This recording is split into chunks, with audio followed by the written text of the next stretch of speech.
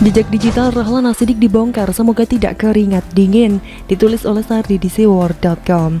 Halo, selamat menyaksikan channel Tanda Seru. Rahlan Nasidik, salah satu kader Partai Demokrat. Kalau sudah bicara soal Demokrat, pasti tidak akan bisa melupakan nyinyiran mereka yang bertubi-tubi, lalu dibalas dengan sindiran massal dan meme-meme super menohok bikin emosi. Rahlan adalah salah satu yang ikutan dalam game nyinyir. Coba ingat-ingat lagi kontroversi apa saja yang pernah dia buat. Saya baru kenal orang ini ketika dia membuat sebuah cuitan kontroversial terkait makam Gus Dur. Awalnya, Rahlan mencuit tentang tanggapannya soal pembangunan Museum SBY yang ramai dibicarakan warganet karena menggunakan dana APBD Jatim yang konon menelan anggaran 9 miliar rupiah. Tak ada yang salah dengan museum kepresidenan. Kita punya museum Bung Karno dan Amerika Serikat punya museum dari presiden-presidennya. Museum adalah jejak bagi ingatan sejarah, bisa juga rujukan bagi standar pencapaian pada suatu bangsa, dan objek wisata bagi pendapatan daerah, kata Rahlan di akun Twitternya. Masalah muncul ketika Rahlan membandingkan dengan makam Gus Dur. Pertama, bukan museum keluarga. Kedua, inisiatif pendanaan datang dari Pemprov, itu juga cuma sebagian. Terbesar berasal dari sumbangan dan partisipasi warga. Ketiga, sebagai pembanding, Anda tahu makam Presiden Gus Dur dibangun negara? Katanya. Cuitan Rahlan tersebut menuai reaksi dari Barikade Gus Dur yang menyebut makam Gus Dur sepenuhnya dibiayai keluarga inti. Mereka mensomasi Rahlan dan menuntutnya minta maaf. Rahlan kemudian membuat kontroversi lain. Indonesia, kenapa heran sales jam imitasi bisa jadi komisaris BUMN kalau tukang mebel bisa dipilih jadi presiden? Kata Rahlan. Tidak lama Rahlan jadi bulan-bulan publik. Saya anggap mereka ini politikus yang tidak memikirkan efek jangka panjang dari perbuatan mereka. Demokrat nyungsep ya gara-gara mereka ini niat mau mengangkat diri setinggi mungkin tapi malah membuat publik merasa jijik. Partai politik bisa jadi partai gurem karena pemimpinnya tak becus atau masih hijau sehingga masih labil. Ditambah lagi kadernya yang kelakuan masa lalunya komplit parahnya. Akibat dari kesombongan mereka, Demokrat jadi bulan-bulanan. Lihat saja meme-meme ngakak yang berseliweran di media sosial. Kebanyakan objeknya adalah Demokrat, bahkan ada yang sangat jahat. Lukisan SBY diedit dan diganti jadi, sudahlah, kasihan juga kalau disebut. Rahlan juga ternyata tidak suci amat. Nyatanya ada yang membongkar jejak digital masa lalunya. Seorang netizen membongkar jejak digital Rahlan yang menurutnya telah menistakan lagu kebangsaan Indonesia Raya dan simbol-simbol negara. Dia membagikan sebuah video yang memperlihatkan postingan sebelumnya Rahlan Nasidik yang menyinggung lagu Indonesia Raya. Rekam jejak digital politisi Partai Demokrat, Rahlan Nasidik menista Indonesia Raya dan simbol-simbol negara. Cuitnya, dalam video unggahannya itu tampak postingan Rahlan Nasidik membagikan sebuah poster berisi bait lagu Indonesia Raya dengan latar kartun Presiden Jokowi. Ini lebih menarik, tulis Rahlan Nasidik di narasi unggahannya itu. Lagu kebangsaan dibuat main-main mungkin bagi politisi Demokrat. Lagu ciptaan SBY Yudhoyono sakral daripada lagu kebangsaan Indonesia Raya, tulisnya. Memang sih kelakuan yang buruk mau disimpan dan disembunyikan serapi apapun tetap akan terbongkar pada waktunya. Buruk tetaplah buruk meski dipaksa dibalut dengan topeng manis penuh kebaikan.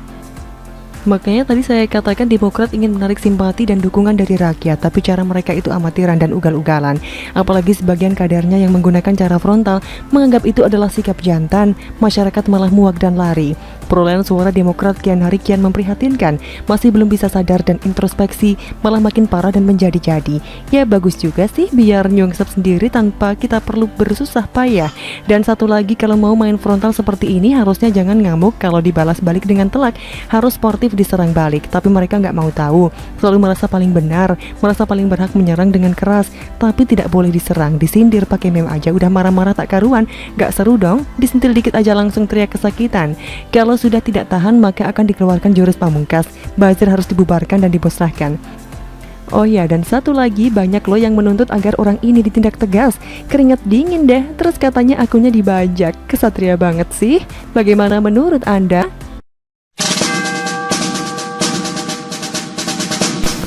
ICW bilang Muldoko harus tiru Jokowi, ditulis oleh Adin di seaword.com.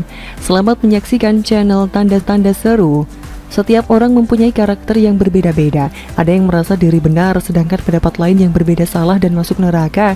Menjadi orang benar itu baik, tetapi merasa telah menjadi orang benar itu tidak baik. Kita hanya bisa berusaha untuk menjadi orang baik tanpa harus sibuk menilai orang lain. Lebih baik fokus saja menjadi orang yang terbaik, sedangkan orang yang terbaik adalah orang yang paling bermanfaat bagi orang lain. Pejabat negara mempunyai kewenangan untuk mengeluarkan kebijakan demi kebijakan masyarakat.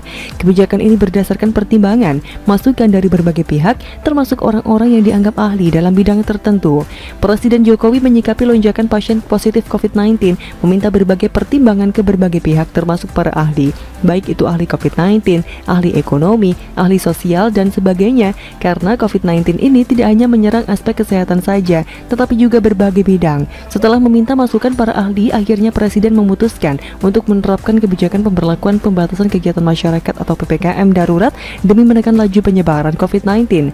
Sebenarnya banyak ahli yang menyarankan lockdown demi keselamatan masyarakat, tetapi Presiden Jokowi dengan bijaksana mengambil keputusan hanya PPKM darurat, di mana pembatasannya tidak seberat lockdown, tapi hanya semi-lockdown. Terbukti walaupun kebijakan yang diberlakukan hanya semi-lockdown, banyak masyarakat yang protes, menjerit, dan menginginkan segera dibuka kembali PPKM darurat. Tetapi Presiden Jokowi tidak marah dipersalahkan oleh masyarakat, padahal pemerintah hanya berusaha keras untuk melindungi rakyat. Mungkin jika kita sejenak mau merasakan seolah kita ingin menolong harimau yang terjepit di bebatuan besar, ternyata harimaunya malah ingin menggigit kita yang ingin berbuat baik. Mungkin itulah nasib Presiden Jokowi dan jajarannya sekarang ini. Dari dulu Presiden Jokowi orang yang sabar dan menerima kritik, walaupun terkadang kritik yang datang tidak beretika dan cenderung memaki bukan mengkritik. Bahkan Presiden Jokowi pernah difitnah sebagai PKI dalam kampanye hitam terdahulu. Jokowi menyikapinya dengan sabar dan tetap sabar. Akhirnya walaupun fitnah PKI menyerang Jokowi, tetap berhasil menjadi Presiden Republik Indonesia. Berbagai serangan berupa kritik tajam datang mulai dari Fadlizon, Fachri Hamzah, dan Amin Rais. Tetapi Jokowi tetap sabar dan masyarakat pun selalu mempercayai Jokowi hingga sekarang jadi Presiden 2 periode. Presiden Joko Widodo atau Jokowi pernah mengajak semua elemen negara untuk tidak anti kritik. Soalnya kritik berguna supaya semuanya bisa bekerja baik demi orang banyak. Hal ini disampaikan oleh Jokowi dalam pidato di sidang tahunan MPR tahun 2019 di Gedung Nusantara Kompleks Parlemen Jakarta, Jumat 16 Agustus 2019. Jokowi menyampaikan pencapaian lembaga-lembaga negara baik eksekutif, legislatif, dan yudikatif. Kritik merupakan hal yang diperlukan demi mencapai tujuan yang baik. Menurut Jokowi, kritik juga merupakan bentuk perhatian terhadap pemerintah. Kita memang perlu saling mengingatkan dan saling membantu. Kita tidak boleh alergi terhadap kritik. Bagaimanapun kerasnya, kritik itu harus diterima sebagai wujud kepedulian. Agar kita bekerja lebih keras lagi, memenuhi harapan rakyat. Hal ini bukan hanya bicara saja. Jokowi sudah membuktikan dengan tetap sabar. Walaupun kritikan tajam datang, kadang berubah jadi caci maki. Kabar terbaru bahkan ICW mengakui kesabaran Jokowi menghadapi kritik. Indonesia Corruption Watch atau ICW menilai Kepala Staf Kepresidenan Muldoko anti terhadap kritik. ICW meminta Muldoko mencontoh sikap Presiden Joko Widodo yang disebut terbuka terhadap kritik. ICW mencontohkan sikap Jokowi yang tidak anti terhadap kritik yang seharusnya ditiru oleh Muldoko. Misalnya, saat Jokowi dilabeli The King of Lip Service oleh Badan Eksekutif Mahasiswa Universitas Indonesia atau BEM UI beberapa waktu lalu, Jokowi malah mendorong kampus untuk melindungi BEM UI. Kita harus bangga karena mempunyai presiden seperti Jokowi, orang yang berkarakter tenang, tidak mudah marah, dan selalu bijak mengambil keputusan. Kerja kerasnya bisa dilihat dari hasil pembangunan sekarang ini. Berbagai infrastruktur sudah terbentang di berbagai daerah.